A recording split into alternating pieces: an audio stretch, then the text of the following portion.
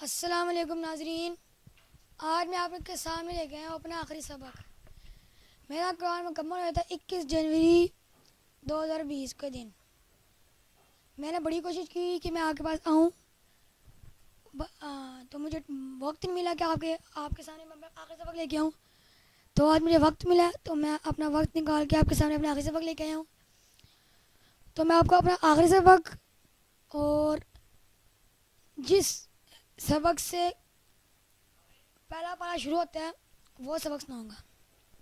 سبق نہیں پایا رکھو تو میں پہلے کو سناؤں گا اپنا آخری سبق، اور پھر میں اپنا سورۃ الفاتحہ اور سورۃ البقرہ کا پہلا رکو، آخر کو میں سورۃ البقرہ کا سنایا ہوا ہے۔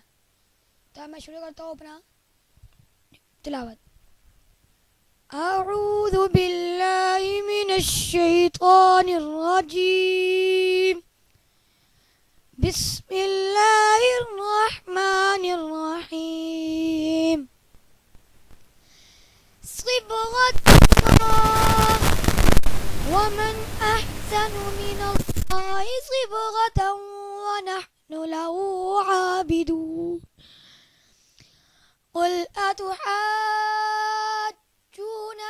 في الله وهو ربنا وربكم ولنا أعمالنا ولكم أعمالكم ونحن له مخلصون۔ أم تقولون إن إبراهيم وإسماعيل وإسحاق ويعقوب والأسباط كانوا هودا أو نصارى؟ قل أأنتم أعلم أم الله؟